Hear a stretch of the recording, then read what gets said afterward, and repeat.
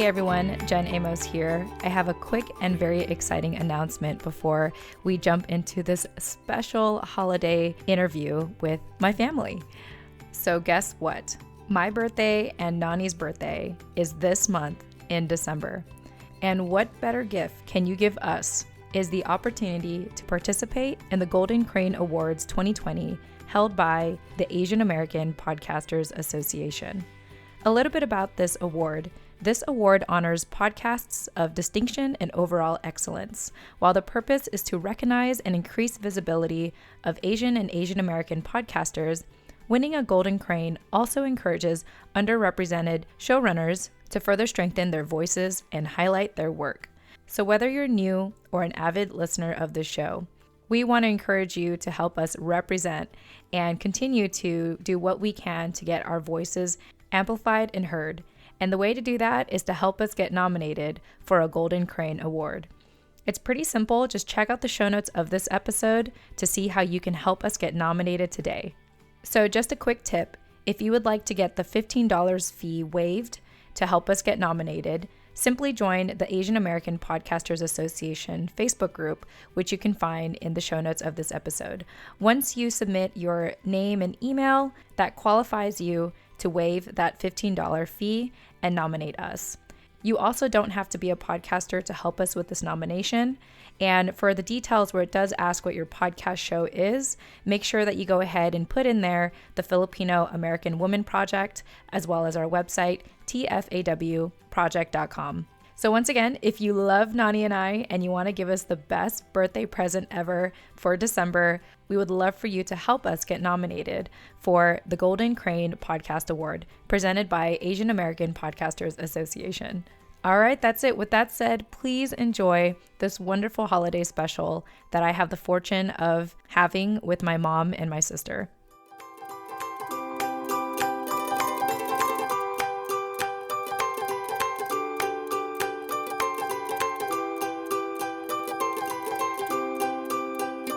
All right. Hey, everyone. Welcome to a special episode for the holiday season here at the Filipino American Women Project. I am your founder, producer, and co-host, Jen Amos. And as always, I'm a co-host for a reason because I have another amazing co-host with me, Nani Dominguez. Nani, welcome back. Hello, everybody. Yes, and we are excited because this is the first episode I've ever done where I get to interview my family. So Nani is meeting my family for the first time. So I have my mom here and my sister. So my mom's name is Marci Amos. So hi, Mom. Welcome to the show. Hi, everyone. Thanks for having me. Yes, I'm especially happy to have you, Mom, because we've never done this before. So Nani's witnessing a whole new experience that we're doing right now. And of course, my lovely adult baby sister, Josephine, who I call sister. So if you guys wonder, like when I say sister, it's her. So sister, welcome to the show. Hi, I'm so excited to finally be on the show. I back in the day did that Facebook video, but I was so nervous that I wouldn't allow you to interview me that I pre-recorded it and sent it to you. And so I told myself not to practice for today and to just go with the flow. So I'm excited to be with y'all. Oh, that's great. I'm happy to hear that. And, you know, very often I know that some of our listeners are your friends and they'll come to you and say, oh my gosh, that's your sister. So I'm curious what that experience has been for you to have people approach you and be like, oh, that's your sister on the podcast show. So many times. Yeah. Like a lot of the people from New York who've been on this show are close friends of mine, and getting involved in the Filipino community here in New York has been very transformative. And I do get approached, or I guess in my circles, usually led by Jael, Janelle and Umipik, a lot of people are like, Amos, oh my gosh, like, I love that show. That got me in touch with my Filipino-ness and all the intricacies of it. And it's been awesome to watch it grow through this international network of Pinays. Yeah. Well, thank you for sharing that, because it's like, I don't know what it's like to be, you know, a sister of, you know, something else, you know, and it's great to get your perspective on that. And Mom, I don't know if anyone's ever talked to you about my show. Like, have you ever listened to our show here? Yes, I listened to one of those. Like the last one is when you're talking with Scott, when you interview about your podcast. Oh, yeah. My other podcast show. Yeah. Yeah. Mom used to watch on my Facebook lives back in the day. So she was very supportive. I always said like, hi, mom in the videos. Yeah, I'm your fan. Yeah. All right. Well, before I get ahead of myself and shift gears and, tell more of your guys' story, I thought I'd check in with Nani and see if there was anything you wanted to add. I feel like there's not much, but I thought I'd ask anyway. Yeah, no, I think this is long overdue. I'm so happy to have you guys here and to finally be interviewing our family on the show and getting to meet you both. So welcome. Thank you. Yeah, likewise, I said earlier before the recording that, Nani, I consider you an extension of our family, and I've listened to you both for hours, and so I feel like I know you already, even though we haven't met. Yeah, no, for sure. I appreciate you saying that. And I've obviously heard so many good things about both of you from Jen. So again, so long overdue and happy to have you both here. Yeah. All right. Well, with that said, let's go ahead and shift gears. It's so weird because I'm like orchestrating this in front of my family. So it's like, oh, this is like weird. Like, am I too professional right now? But, I think very often I talk about my family on the show and, I share my perspective and my experiences with the family. But now that I have the family here, I think it's a great opportunity for, you both to tell your story and your side and your perspective of, what it's like to be a Filipino American woman. So I want to start with you, Mom, just real briefly since our listeners don't know you, give us a snapshot of your life today. Like, I know you're working from home, and while you're at home, what is keeping you busy or excited about life nowadays? Yes, I'm busy at home working as a teleworker. I work in the government for 30 years now.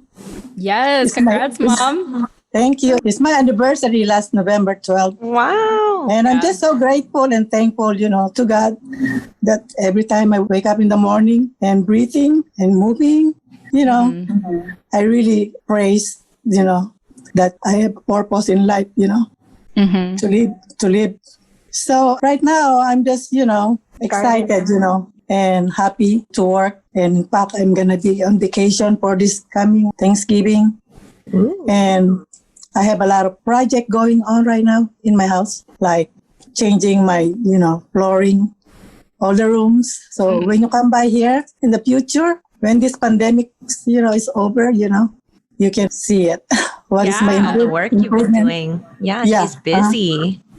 And plus, after my work, I have my garden here. Mm-hmm. I planted all the fruit trees and all the vegetables that I'm eating every day, Nice. I have it.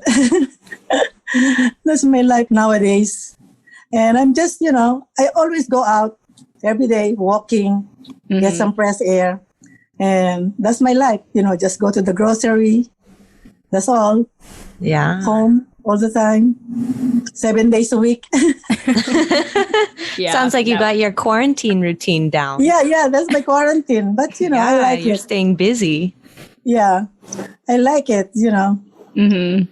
So yeah, I was really happy to hear when your job sent you to work at home and like early on, and then they kept extending it. And it sounds like it's indefinite right now. Like, do you have any idea of if your job is going to bring you back to the office? I think so, because my manager called me the other day that she might needed me, to come back to work. So maybe next month, but I'm on vacation. So there you go. Next month, I'm just going to be working like for 2 weeks, and then I'm going to be on 2 weeks vacation in December until, come back after New Year. Because I have a lot of use or lose leave that I have to burn. Yeah.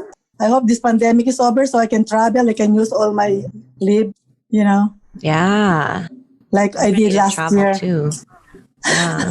I miss all of the fun road trips. Like a few years ago, me and Jen and Josephine were road tripping across America.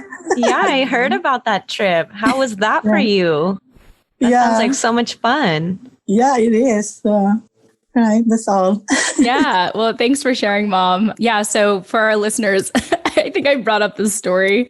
Well, I brought up the story of my mom coming to Virginia because she wanted to travel to Canada to see our relatives up there. And I didn't know we had relatives up in Canada. So we did that.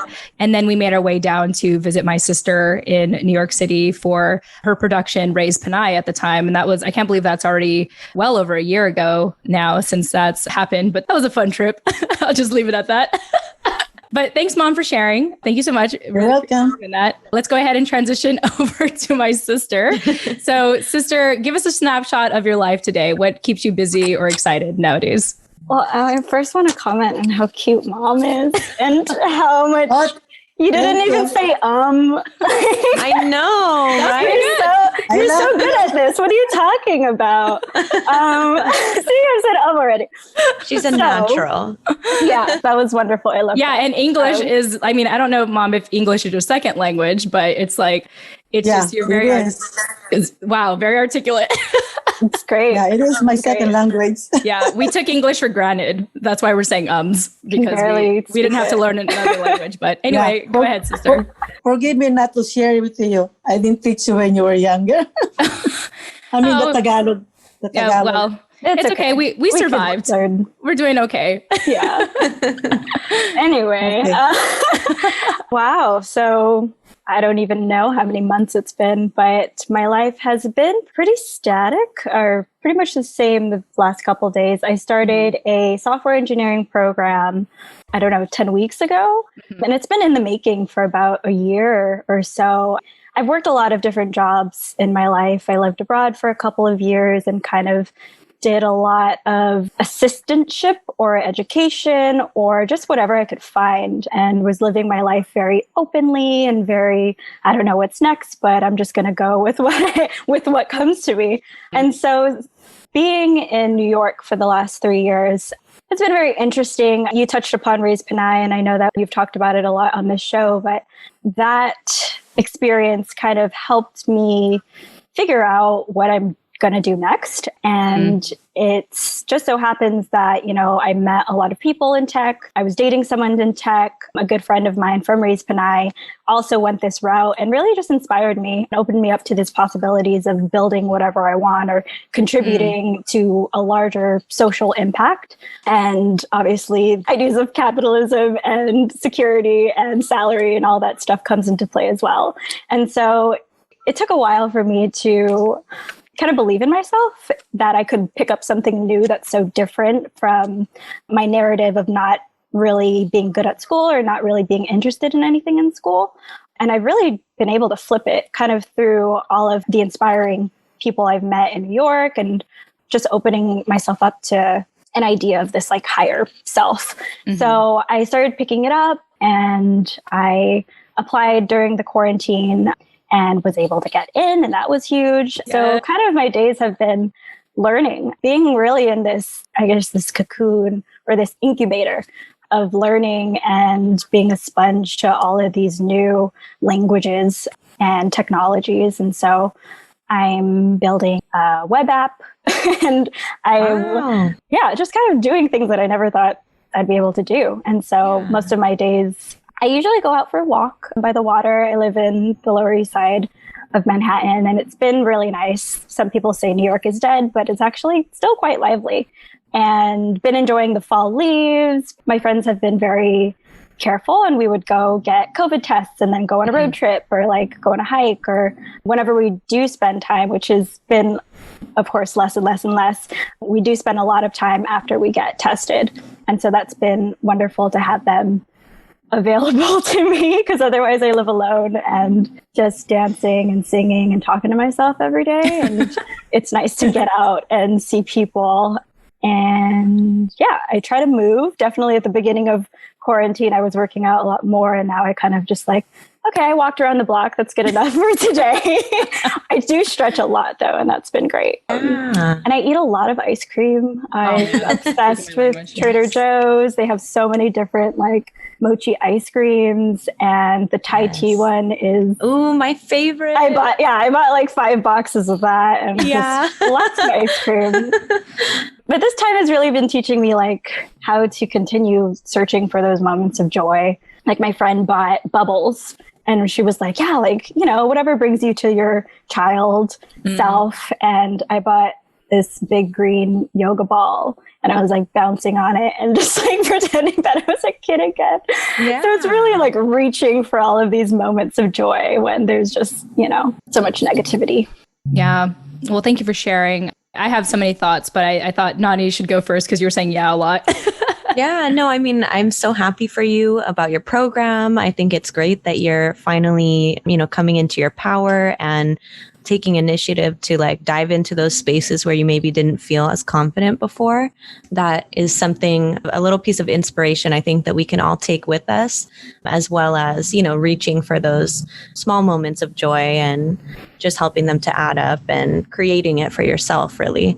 And also just want to acknowledge you for all of the ladies that we were able to connect with from Raised Pinay. When I first started on the show with Jen here, it was that whole like cohort of ladies that we interviewed first, pretty much. And so they really shaped the foundation of my experience here with this project. And I know that you were obviously at the epicenter and the reason for those connections that we had. So I think in a lot of ways, that project, Raised Pinay, has been such an essential building block in all of our growth within the community, not just ours and yours, but everybody that they were in touch with. So yeah, thank you for being that connection and connecting us with all those really cool people. Of course. Thank you. And thank you again to mom and sister for, I feel uncomfortable calling you Jen too. And I stopped calling you, and I actually called you Ati for all of my childhood. And it wasn't until high school that I found out it was pronounced Ate. Yeah. and then we switched to sister, and I don't know. So sister. Yeah. But I really appreciated you coming all the way up to New York to watch me and my production and just the whole experience. And it meant so much to have your support there. It was such a vulnerable time. So it was wonderful having you stay with me. Yeah. And I know that's a huge pride point for Jen as well. At least, here on the show, she's talked about it so much about how proud she was and impressed by your performance and all the work that you did on that. So yeah, congratulations on that as well, even though it's old, I know. Yeah. Wow. You guys are like making me emotional, but just some things to acknowledge for my sister. Okay, it's like older sister talk right now. Okay, I'm going to compose myself. Just cry. Just tearing up already. Mom's just like hanging out. Mom's like, oh, look at big smile, mom. Yeah. I'm going to bring mom into this next. No, I just want to take a moment and just express how, grateful that you're my sister, because, this is going back to when mom became a single parent. And, one of the big motivators for me to be the best version of myself was you, and just trying to, be the best version of myself in hopes that, that could, not that I was expecting you to see me as a role model, but I hope that you had some positive influence in your life growing up. And I had hoped that I could be that person for you. I remember when, I think it was like before Raised Pinay and before you really started to seek out like personal development, like for yourself, where I was deeply impacted when you brought up in our conversations that you didn't feel like you were enough of blank, like fill in the blank, And I took that personally, actually. I thought like, wow, I failed, as an older sister.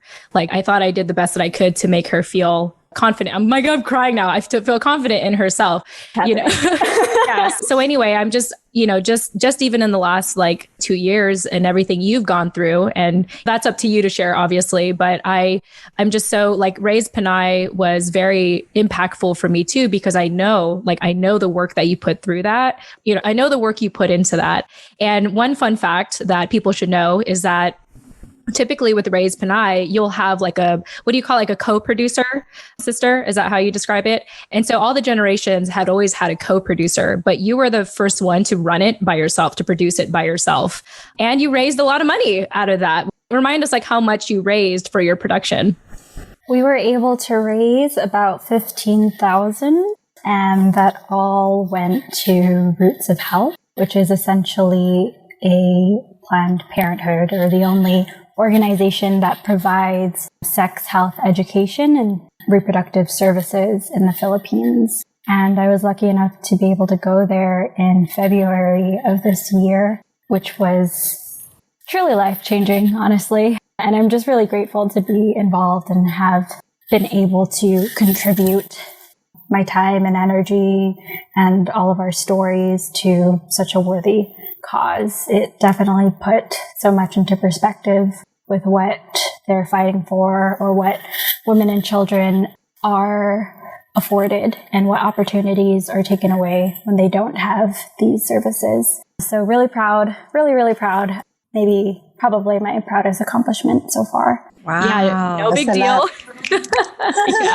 Yeah. And so to me, and also the weird thing, and we never really talked about this, is that I don't think we ever really connected to our Filipino-ness to each other. We never really talked about it. I always just kind of, all the people I saw in your life, it just seemed like you didn't really associate with other Filipinos. So I never brought up that conversation. But for you to have found the sisterhood in New York and how powerful they are, all of them are just uniquely powerful in their own way. It reassured me because it's like, I kind of feel like we started to build our own like Filipino community individually, like with what I'm doing on the podcast show, what you're doing with Raised Pinay. So I feel like our conversation today couldn't have come at a better time because it's like you have this sisterhood out there. And even before we started recording, you had mentioned that you were just going to be present today. Like you didn't rehearse for this, you didn't overthink it. And I think that says a lot about you because I know like from my experience, like you did travel the world and made it up as you went. But, again, sometimes I do notice like how much you like to over prepare or, kind of explore your options before like diving into a certain decision. So for you to show up today and just be candid and raw with us and tear up with us, I want to thank you for that. Like you're my adult baby sister. And, I'm always proud of you for everything you've done. Keep your shit together, Jen. Okay, that's nice. Mom's saying yes, so I thought I'd check in with Mom. How you doing, Mom? I'm pretty good. Okay. It's Saturday today, so I supposed to do my yard because I worked so hard yesterday. Wow. Yeah. Teleworking, and now I'm gonna enjoy my weekend and 6 days off at work. So. Okay, good. Yeah. You're so funny, Mom. Yeah, Mom just totally changes the subject every time we check in with her. It's great. Every time we get emotional. Yeah. So sister, I know. I see you were crying, Josephine. Yeah, I am. And you can acknowledge that. That's okay. You don't have to change the subject. Okay. Smile is so big. Hey, that's our mode of survival. When emotions arise, we change the subject. Like that's just sort of what we do, like culturally. So it's fun to have seen that happen just now and just like kind of witness that. But anyway, I said a lot, sister. So I thought I'd give you a chance to speak in your defense. I was like, oh man, I should take some bullet notes right now, but then I didn't. That's okay. That's okay.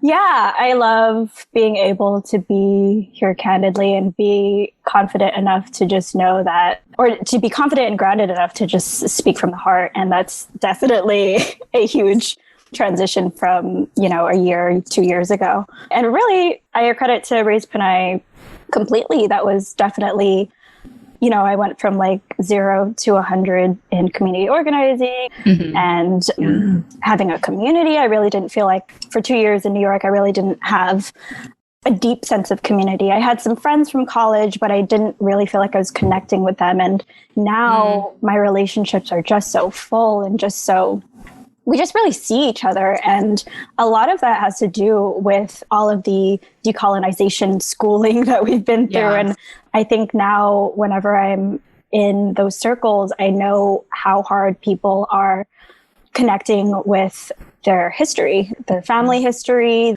their sense of value in our society today. And I just think there's this deep questioning that the people I come across now are in.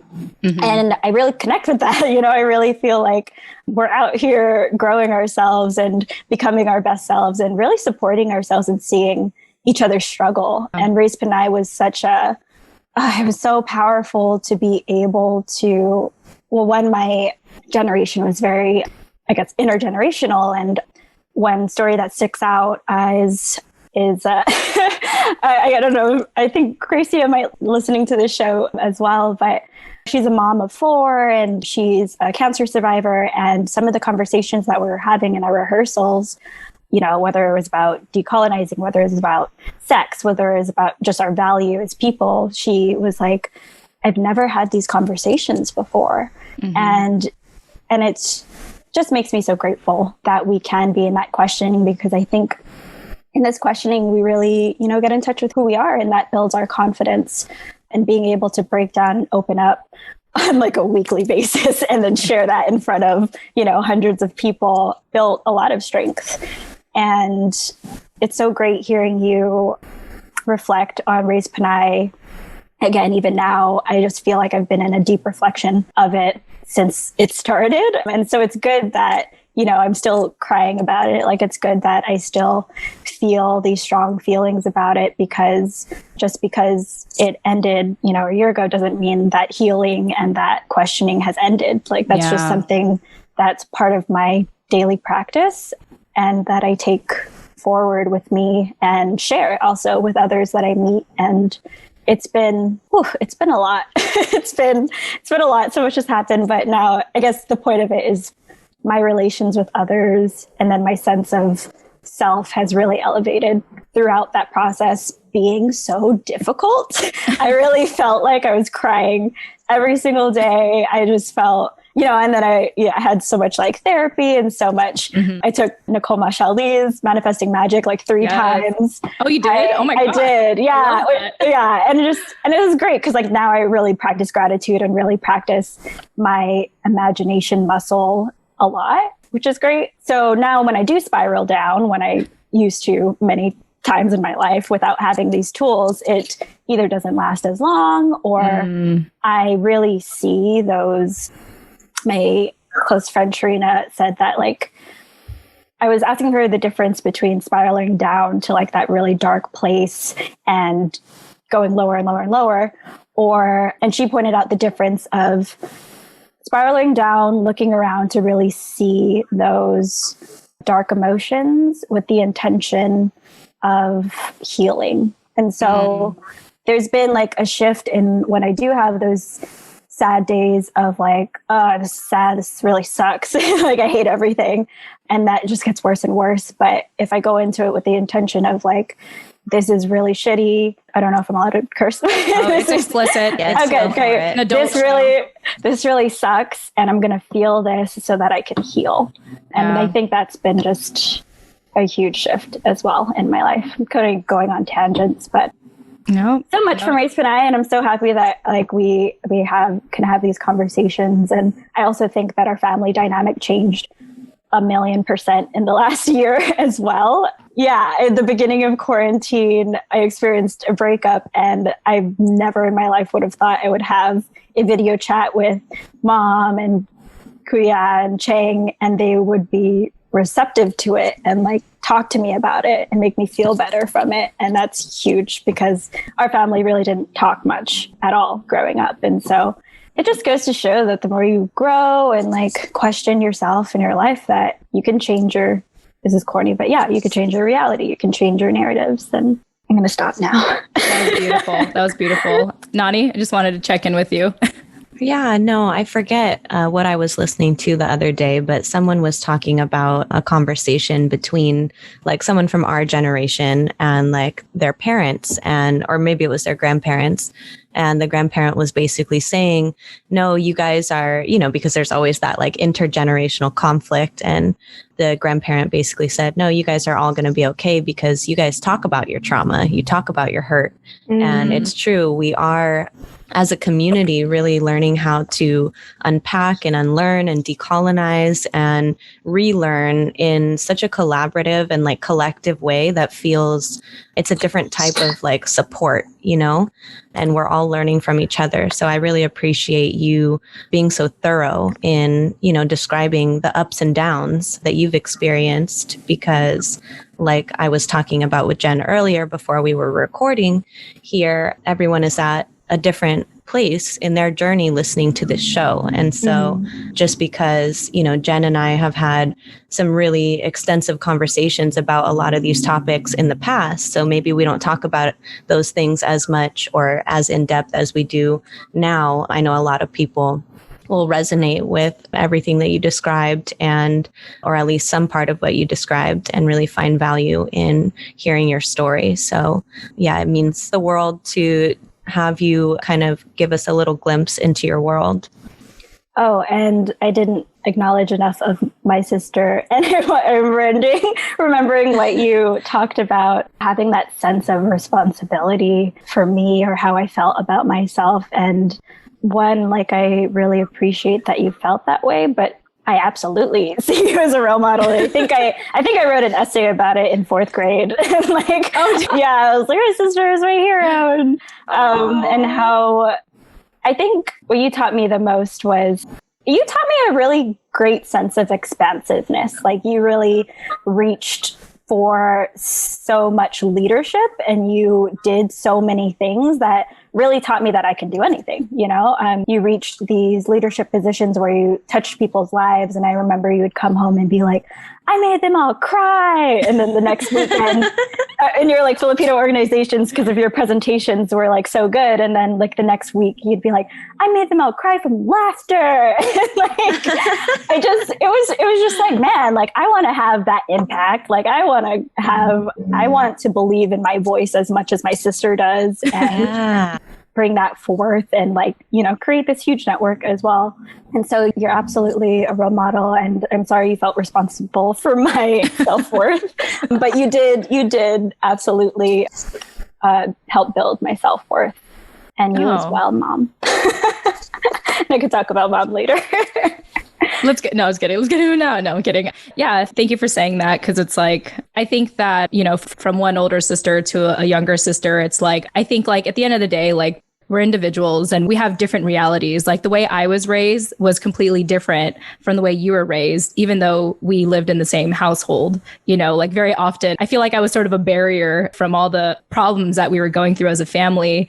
And I always felt like, I always joke that Mom saw you as like the golden child and she's the one that calls you baby girl and stuff like that. And, that actually never got to me because it was like, I'm just so glad that my sister feels loved. Like that's the most important thing for me, that Mom loves you in that way. And so it's just funny. I just poke jokes at Mom sometimes on the show, but she knows I love her and she's sort of listening right now. Is she there? Mom, you there?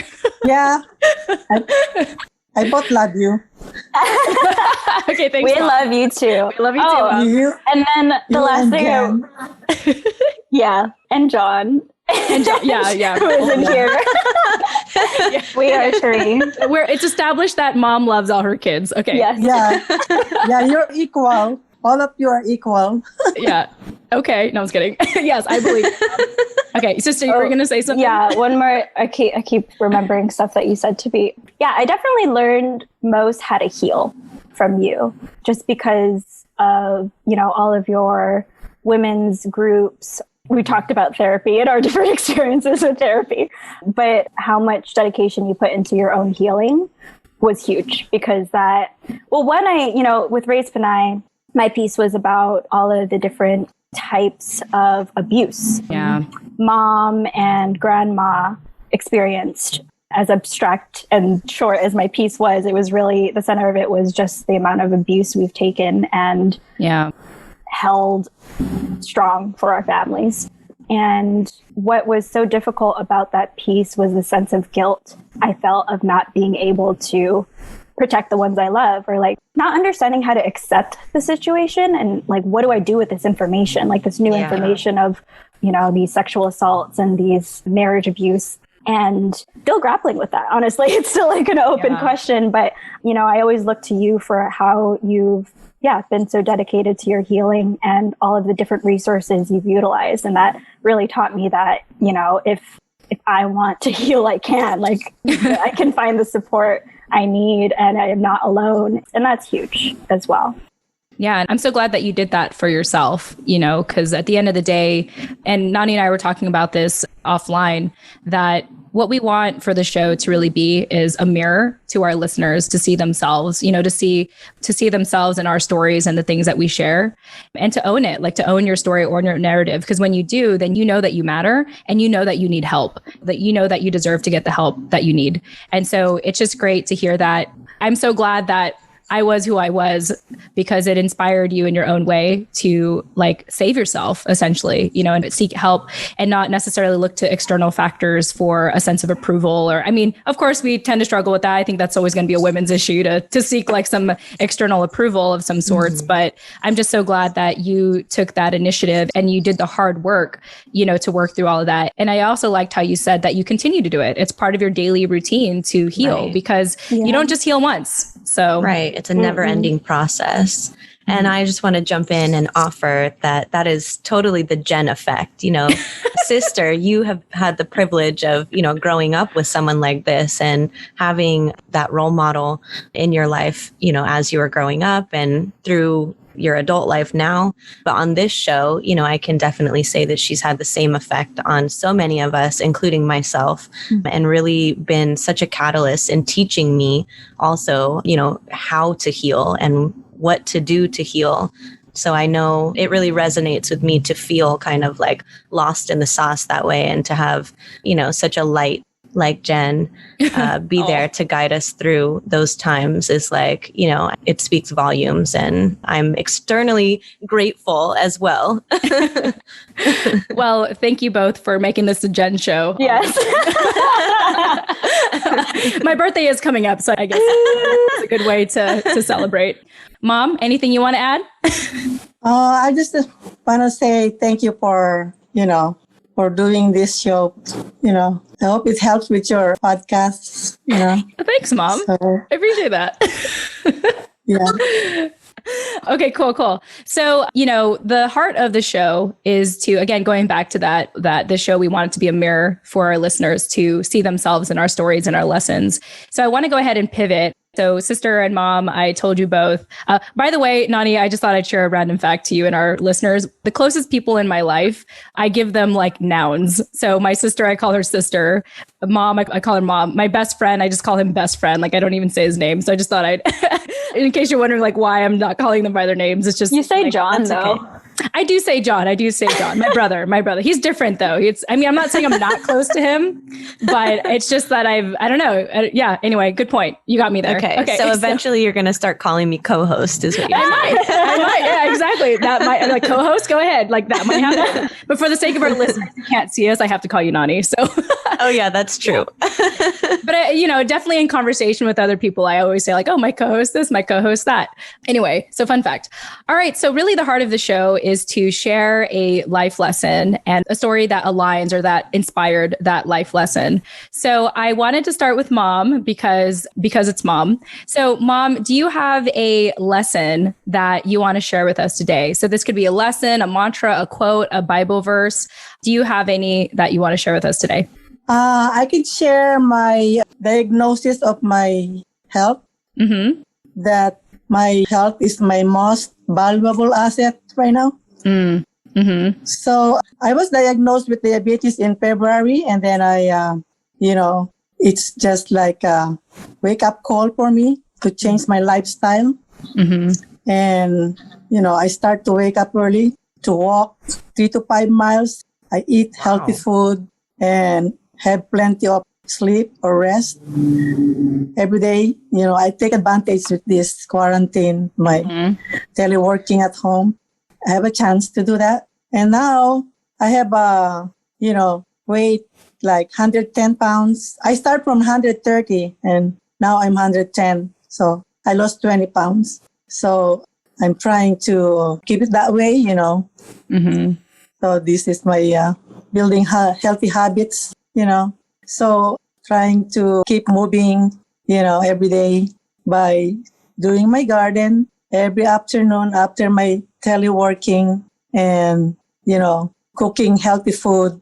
On my food, I just bake it, boil it, or I just gonna steam it.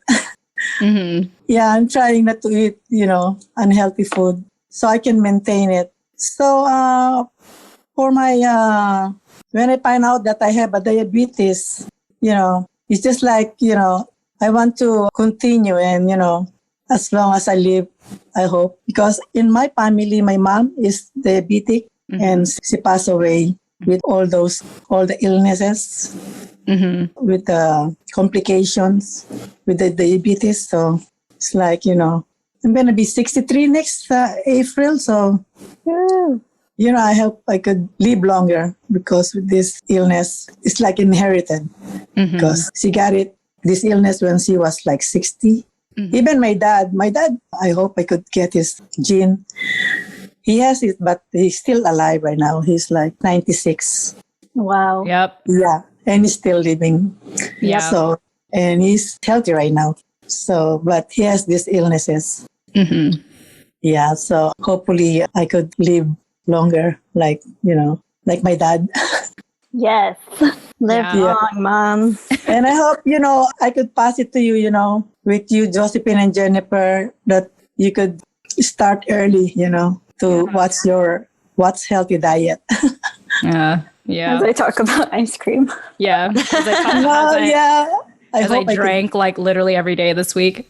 No, it's so funny because we actually like switch weight because I haven't weighed myself, but I'm pretty sure I'm like in the 130s area right now with my weight. And yeah, Mom, thank you, so much for sharing that and reminding us that, health is really our greatest asset. And I heard a quote before that said, some people spend all their lives to gain wealth only to use that wealth to pay back for their health because they've given up their health to, be wealthy.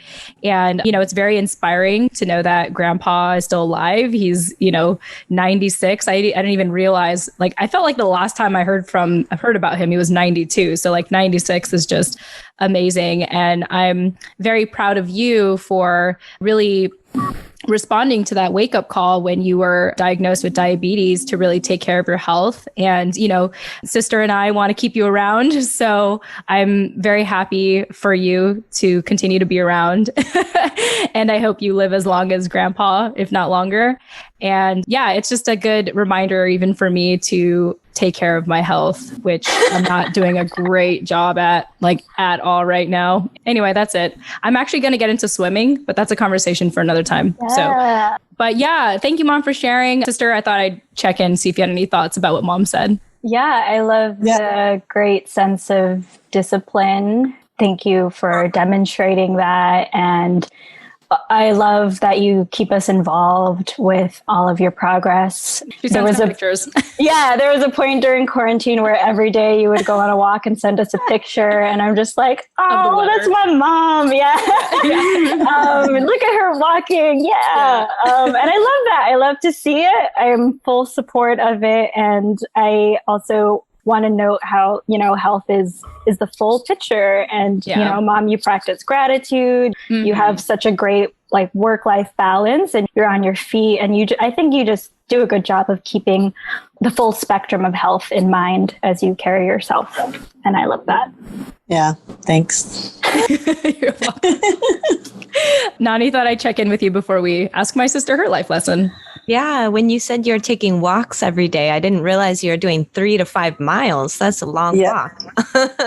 It's inspirational to hear everything that you're doing in quarantine, because I think the rest of us are going the opposite way and not taking good care of our health, like Jen had said. Yep. So yeah, a couple of years ago, my dad had like a clogged artery or something where he had to get a stent put in his heart. And that was a wake-up call for him. So he, went through that a couple years ago, really getting it together, exercising and eating healthy and turning it around. So I know, how impactful it can be to get one of those wake-up calls, and just really happy to hear how you're responding to it. Thanks. You're welcome, Mom. All right, sister. So shifting gears here, really excited for you. I mean, I've been excited about this whole conversation, but your turn. So share with us, what is a life lesson you want to share today? Oof. Or if you have a number of them, if there's a couple. I guess I guess give a couple. Yeah. Give as many as you want. I'm going to re-highlight the being dedicated about your own healing. That's one, or committed to your own healing. 2 is the rewriting the narrative of your life, or whatever you tell yourself about yourself. But then 3 is really, I guess what I touched upon earlier as well, is a great sense of gratitude as a practice. Ooh. It's just like, okay, I think I'm kind of like, oh man, I'm gonna share the news. My sister and I have talked about creating a separate show, or like a segment of the show, to talk about our father. And it's been, such a huge not necessarily a wake-up call, but just an enlightening that really put our lives into perspective, or at least put my life into perspective. And so we grew up believing that our father went missing. I was 6 at the time, and I was very, I guess, I don't want to say numb, but I just didn't think much about it. Growing up, I just didn't think that not having a dad was, I felt normal, whatever normal was. I didn't feel like it was a huge deterrent to me living my life. And then it wasn't until last year as well. Yep. So many things happened last year. So many huge things happened last year, but it wasn't until last year I went to the first kind of survival arts retreat where we practice the Kiti Tersha Kali, Filipino fighting arts. And it was like a women of color, non-gender conforming people together, learning about survival, learning about decolonization, led by Jamie and Jaina. I want to get all their names in. I feel like I've been name dropping a lot. But anyway, it was primarily Filipinx, but it was open as well. But there was a moment where we had this meditation, and like just all of a sudden I felt this huge hole in my sense of self. And I was like looking more into it, and I realized that, wow, like I actually do want to know my father. I do want to know the story of my father. And then I kept that to myself for a while. And I was like, oh, I want to investigate his death or his passing. And I didn't tell my sister for a while. And I should have told her earlier, because that was something that she always wanted to do. And whenever she would bring it, I'm sorry. Whenever you would bring it up, I would be like, not interested. And I apologize, I mean, obviously I needed to come to it myself, but I apologize that you felt so alone, and that yearning for knowledge and yearning for like who we are as a family. Long story short, went on this journey. We found out that my godfather was my dad's best friend, who was the last person to see my dad on the Navy ship. And he lived in San Diego this whole time. And so he probably had answers. And long story short, we started interviewing family members, interviewing my mom and my uncle. And where we are right now in the process is that it's highly likely that my father committed suicide. And that was something that never occurred to me. And, we never really talked about my dad at all. And just knowing that was so heavy. I was extremely angry for a couple of days. And then that turned into grief. And then that turned into, I don't want to switch too soon, but it turned into a celebration. It turned into me really being grateful for my life and where my family is now, and like what this means to actually know what my father was going through. And, there's so many questions we still have and so many more family members to talk to, but just knowing the life that we were given and what my father experienced put into perspective, like the magic in the everyday. And I was lucky enough to be able to go to the Philippines like a month after finding out that news. And it just I really held myself differently. And I really like opened myself up to so much more love and so much more joy and so much more just passion for living. Yeah. And of course, as we say, it's like a continuous journey of healing and understanding. Again, it's brought our family so much closer. It's brought me to be more confident or accepting of who I am and who my family is, and just a greater sense of grounding. I love that you're able to find such like celebration and healing through like working through that trauma and uncovering your dad's story. It's I just wanted to throw in there. That's really beautiful. Yeah. Wow. So many feelings. Yeah.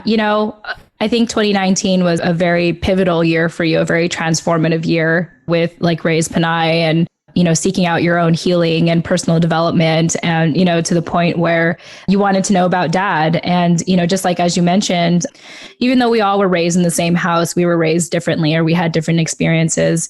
And, okay. And, for me, it's like, dad was that. Like, I felt really connected with him, like emotionally, out of everyone in our family. Whoa. Okay. Give me a second, Dennis, our editor. Yeah. Anyway, what I'm trying to say is that I had a very special relationship with dad. I felt like I did. And, you know, a lot of my life afterward, after losing dad, was to, I guess, give everyone else what he gave me, which is really that, yeah, just that emotional availability, that undivided attention. You know, I've always been that, growing up, I was definitely that friend that everyone like felt comfortable opening up to. But that's because I was hoping that if I had people open up to me, I could open up to them. You know, it was kind of part of my strategy to get people to trust me. And in a way, it still is today. Obviously, I think I've kind of like mastered it, or I continue to improve upon it, because I think more people need to know that their story doesn't define them, or whatever narrative they're telling themselves, they have the power to rewrite it. And because I wasn't sure how to talk about it with our family, I definitely internalized it and, you know, sought out answers in my own way. So when you had come up to me and said that you wanted to learn about dad's story, I was so ready for it. I think I told Nani, I told you about it as well. I was like, oh, my sister wants to learn about dad. Yeah. And I remember, I'm so glad it came at the time that it did, because I already had experience with podcasting and like how to ask questions and, you know, start conversations. Like I felt like, you know, I was prepared for this so that whatever we learned about dad, I would be ready for it. And so when we did find out that he may have had a history of depression and suicidal ideation, and even attempted when I was 1 year old, I was able to receive that in a healthy manner, rather than say, oh my God, my dad didn't love me enough that he tried to take his life when I was 1. He didn't, you know, I could have easily had told myself that story, but because of all the inner work I had done at that point, I was ready for it. And even now, you know, I told this to my sister, and, you know, mom knows this as well, but I'm very much estranged to a lot of our family members. But I told my sister that if talking to our family members is what you need to learn about dad's story, like I'm willing to go through that inner work for myself to show up and, you know, like find common ground and talk to them, because, you know, now that dad's story is important to you, it's especially important to me.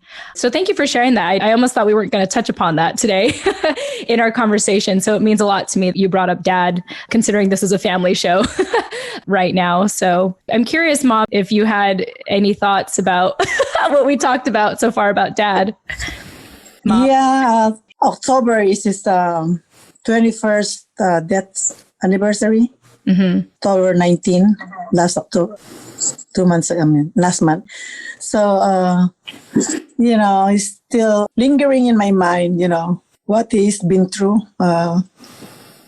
during those years that we've been together. So, you know, his life in the military and, you know, always away, always deployed, because he's always on the ship. So it's gonna be, I think it's hard for him to stay away with his family, I think, with 2 young babies during that time.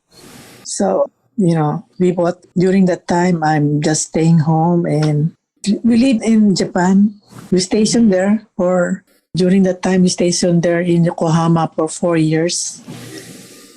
And then we moved to Yokosuka for another 2 years until we came back here in San Diego.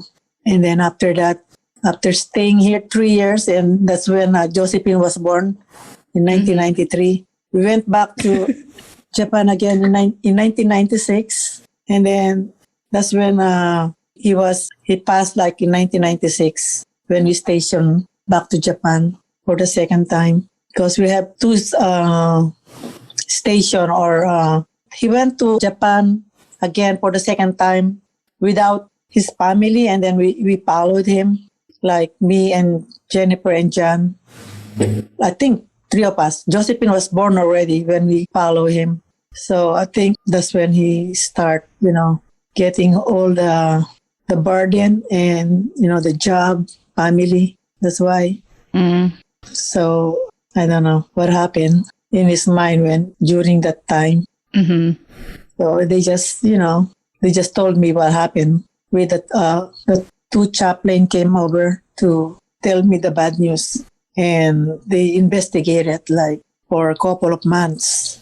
They So, but you know, they didn't find out anything. So that, you know, if he's still alive or something, he was somewhere else. That they trying to keep track on his, you know, if he's somewhere else. He was in the other country. So, and then he didn't find out anything. So that's why it's just, there's no closure at that time. Yeah. Thanks for sharing, Mom. Wow. I always feel like whenever we talk about Dad, you like reveal more.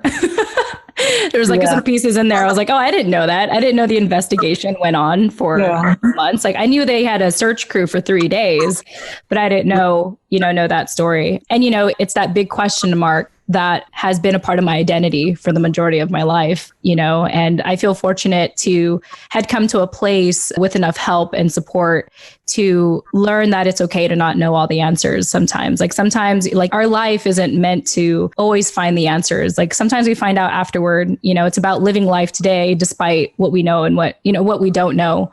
And so that was a big lesson I learned from, the loss of Dad and everything. But thanks, Mom, for sharing. Really appreciate it. You bet. Yeah. Sister, just thought I'd check in with you if you had any thoughts on what Mom shared. Yeah, it's definitely been difficult trying to ask the right questions or figure out what people were thinking or what they were feeling. It's difficult to hear kind of just like the facts and the timeline of things, but not the emotions. And it's just something to accept that, not everyone remembers things or wants to remember the feelings of it. And that makes a lot of sense. And that's exactly what you said, something that I've just come to accept. It was definitely frustrating in the beginning to not get the answers or not know how to ask in the right way to get the answers. But like we've been saying, it's just a journey of healing. And I've also come to a place of acceptance that I won't have the full picture, and gratitude that I do know so much more than I did a year ago. Yeah. Wow. Nani, you've heard a lot about our family history now that you probably weren't expecting. So I thought I'd get your thoughts. Yeah, no, I feel just really grateful to be a part of this conversation with you guys. And I know that, I can't imagine what it must have felt like to already have been separated from your husband, because he was being deployed, because he was in the military. But for it to end that way with 2 or 3 small children that you had at the time, to be left alone with that, I can't imagine what you must have been feeling. So thank you for sharing that. And I know that it is probably painful for all of you guys to talk about. But again, we find healing through having these hard conversations and uncovering those small bits and pieces that we didn't know before. And the more we talk about it, the more we'll find those. So again, I just am really grateful to be a part of this conversation with you guys. Yeah. Well, thanks for being here, Nani. Yeah. Thank you. Well, let's go ahead and start to wrap up. I know that we've been talking a little over the hour now, and I know that we all have lives here, and Nani and I have to finish a recording. But so, Mom and sister, I just want to thank you both for being so open and vulnerable with us today and, saying yes to my invitation to be on the show. I've looked forward to this for a very long time, and I'm glad that it had turned out the way that it did. So before we continue on and kind of pivot to a more hopeful note, I just want to check in with you, sister, first, if there's anything else you wanted to share or anything else you wanted to add to what we had talked about so far. Yeah, I want to give my own personal shout out to Mom. Oh, I wanted to highlight back when you started TFAW Project, me and Mom were traveling in Rome. And I asked you, Mom, like, oh, can I interview you for Sister's show? And you told me things like that I should interview like Auntie, Uncle Roger and Auntie Elma because they're more successful or whatever. And that really struck me. And we were in line for something and I just like teared up a bit because I was like, Mom, like, you're so accomplished and I love you so much and I'm so proud of you and you're so tough. And I wanted to like shake you and be like, you're incredible and like you're such an amazing mother and you've, experienced and held your own for so long. And yeah, I have to say that. And I'm sorry that I haven't said that in person, but I love you so much. And I think you're so strong. And I'm so grateful for how you raised us and the environment you allowed us to grow up in. Thank you. Thank you. You make me cry. Good. Yes, we did whenever you become, like I was like earlier, I was like, oh my God, is she going to get emotional? Like when you're talking about dad, and I was like, oh, thank God, because I want to see that side of you that I haven't seen before. So I'm happy. Of course, thank you, Sister and Nani, for opening up this space and inviting us to have these conversations that we've never had. Yeah. It takes a podcast for us to be honest, but in person we're just like, so all surface level questions. Like, I'm just kidding. That's not always the case. Okay. Yeah. I think most of our families are that way. Yeah. Well, I want to ride on the mom train here and, just acknowledge Mom for, we're all strong because of you, Mom. I can deal with blunt people because of you. I've been able to find my own strength within myself because of you. You've really modeled.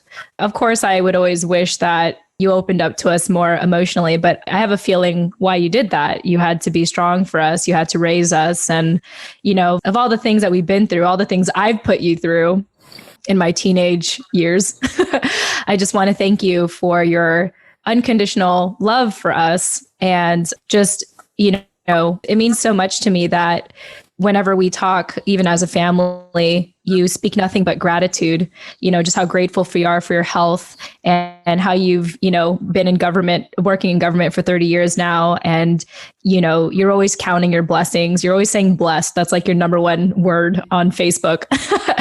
and I think it's because of your, it's because of your example that I always look for gratitude. I'm always looking at the brighter side of things because it's like, I can never imagine what it's like to have gone through what you went through, with Dad. And so I'm just always grateful knowing where I came from. And, I could say that like in a more positive way, like don't ask me 10 years ago how I felt, but I'm just saying, I'm glad I got to, Josephine's nodding, but I'm just so grateful for you, Mom. We love you so much. And, we may not see each other during the holidays, but I hope that in this conversation, we were able to kind of celebrate the holidays together. So thank you for being here. And I know this is completely abnormal for you to be on a show like this. So I want to thank you again for being on. So thanks, Mom.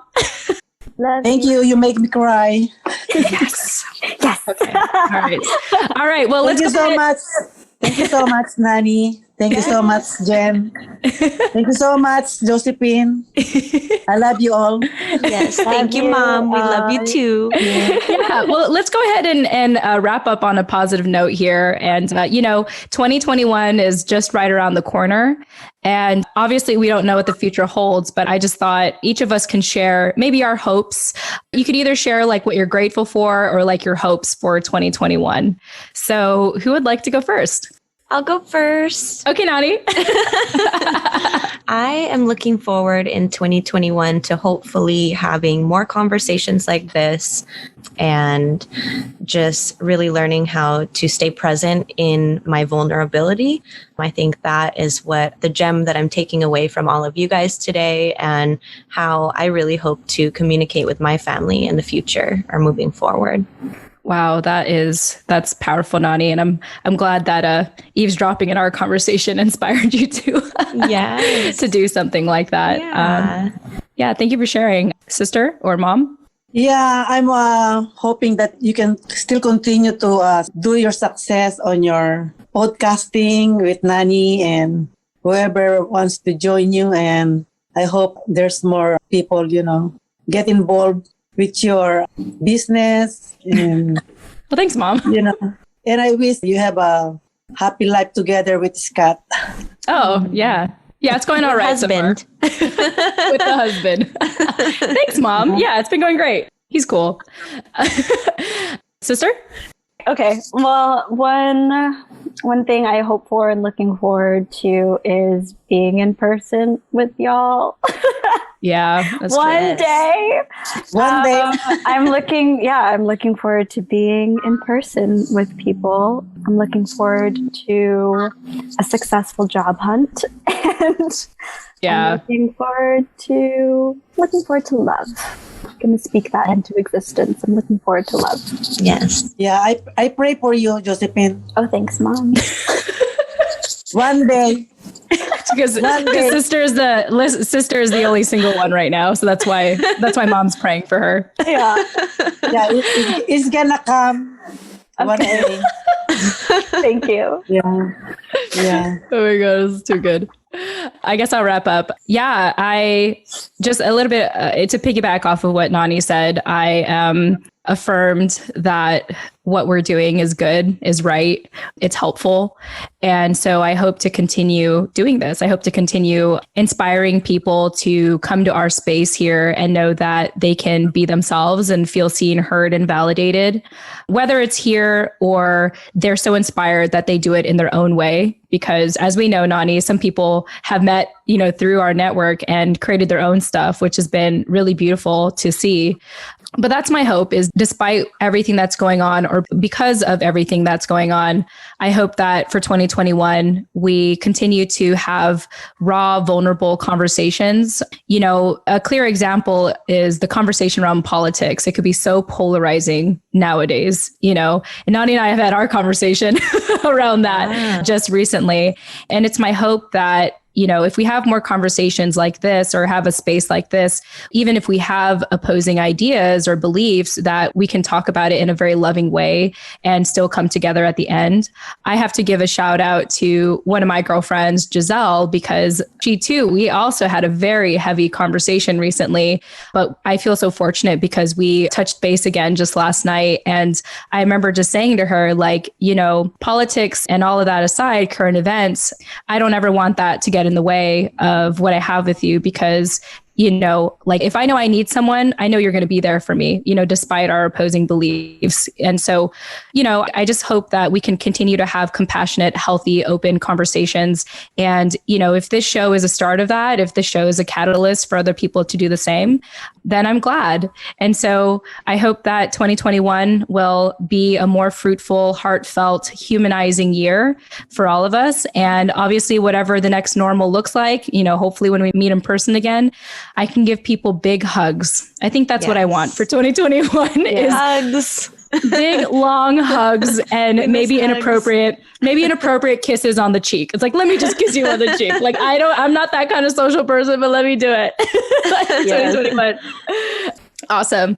Well, on that note, any other closing thoughts from anyone before we wrap up? Love you. Oh, Love you. Love you. Love you, Mom. I love you all. Yeah, I hope to see you all. Thanks, soon. Mom. Maybe we can do holidays in person next year. Yeah. Maybe on Josephine's birthday next year. Yeah, that would be February really cool. It's gonna be fun to travel. Hope so. Yeah, crossing fingers. All right. Well, let me go ahead and wrap this up. Nani, thank you again for co-hosting with me as always, and for hanging out with my family today. Yes. Thank you for letting me. Thank you, Nani. Thank you guys for being here. This was so much fun. And I'm glad that I finally got to at least virtually meet you. Mm-hmm. Yeah, I'm gonna listen to your podcast. Yay. Both of you with Jen. Finally, let us know what you think. Yeah. Yeah, they're all pretty good. Oh, good. I'm glad. I like it. Yeah. I like all your conversation with other people, they're all every experiences. I learn a lot, Aw, from good. them. Yeah. I'm glad you listened. Yeah. Thanks, Mom. Awesome. And thank you, Mom. And also, sister, thank you for being here today as well. I've thoroughly enjoyed this conversation with everyone. Yes. Same. Okay. All right. And to our listeners, happy holidays. Thank you so much for being here. I hope that, you had a chance to learn a little bit more about my family and why I do what I do today. And with that said, thank you all so much for joining us. My mom and my sister are not, I don't know if they're very active on social. I'll ask them after the fact if they want to be contacted. But anyway, thank you. Thank you all so much for listening. Happy holidays. Love your family, love yourself. And we'll chat with you in the next episode. Tune in next time. Bye. Bye. Love you. Love you guys. Bye.